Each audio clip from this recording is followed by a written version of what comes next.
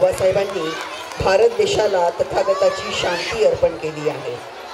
प्रेम, बंधुता, समानता ही विचारसरणी आपल्या देशाला बहाल केली आहे। संविधान लिहून पूर्ण झाल्यानंतर ते कुणाला अर्पण करायचं अशा प्रकारचा मुद्दा संविधान सभेमध्ये चर्चिला गेला।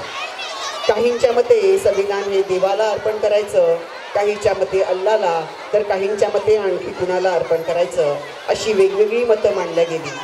परंतु बाबासाहेबांनी आपलं संविधान हे माणसाला सर्वश्रेष्ठ मानून माणसाप्रती म्हणजे आपल्या सर्वांप्रती अर्पण करण्याचा मुद्दा मांडला आणि ते सर्वांनी मान्य केला। त्यामुळे संविधानाच्या प्रास्ताविकेची सुरुवात आम्ही भारताचे लोक या शब्दांपासून होते आणि शेवट स्वतः प्रत अर्पण करीत आहोत असा होतो। पाहूया या संविधानाच्या प्रास्ताविकेचा अर्थ।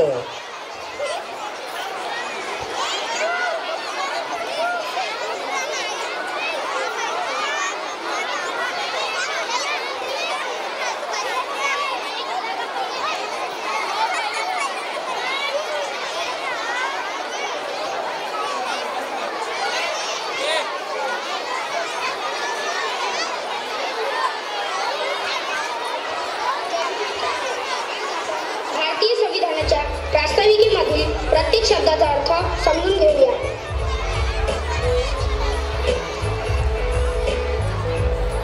स्वातंत्र्यापूर्वी आपण एकत्र नव्हतो, विखुरलेले होतो। संविधानाने मी ला आम्ही केले।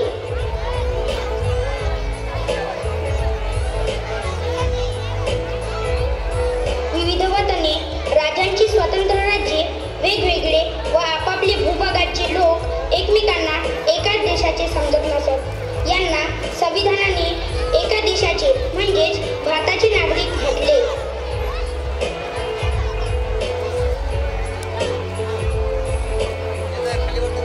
आपण आपल्या देशात आपल्याला योग्य वाटतील असे निर्णय घेण्यास स्वतंत्र आहोत।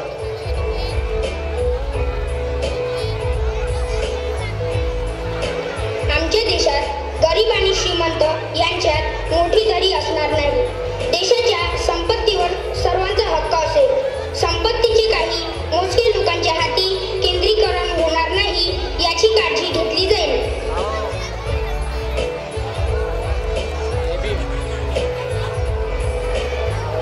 विविध धर्माचे लोक असणारा देश चालवताना मात्र शासनातील व्यक्तींना काम करताना कोणताही धर्म असता कामा नये।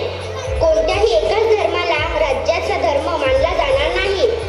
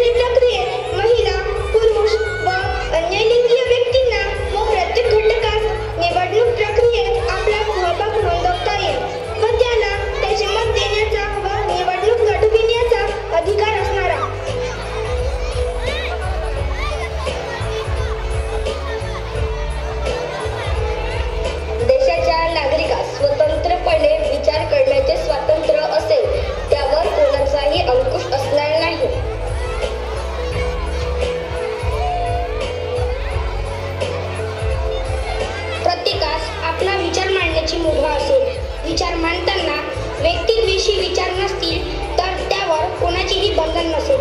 लिहिणे, बोलणे, सादर करणे यांचे स्वातंत्र्य असेल.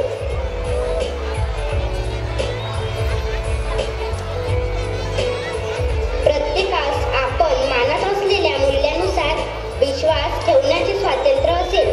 त्यावर कोणाचे बंधन नसेल.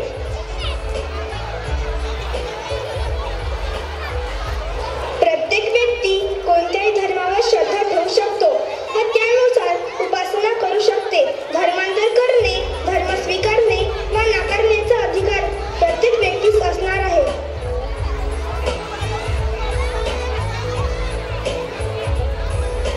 प्रत्येकास समान वागणूक दिली जाईल याची खात्री. त्याचा अपमान होणार नाही अशी व्यवस्था. कोणासही आपला दर्जा उंचवण्याचा अधिकार असेल. आर्थिक, सामाजिक व इतर प्रकारचा दर्जा उंचवताना त्या व्यक्तीस कोणीही आडकाठी करणार नाही.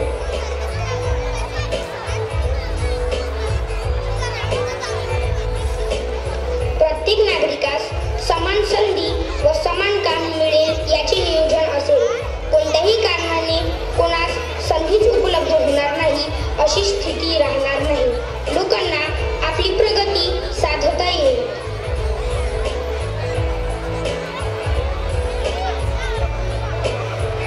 नागरिकांना आपली प्रतिष्ठा अबाधित ठेवता येईल असे वातावरण निर्माण केले जाईल. कोणाच्याही प्रतिष्ठेस ठेच लागणार नाही याची आपण काळजी घेऊ.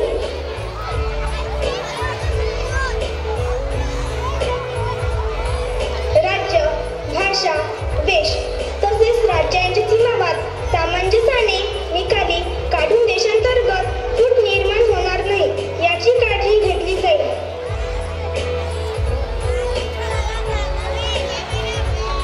विविधतेने नटलेले राष्ट्र एकात्म राहायला हवे.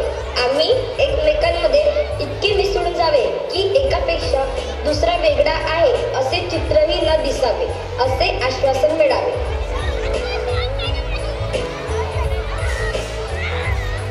देशातील नागरिकांनी एकमेकांशी वागताना बंधुत्व भावाने वागावे, जगावे.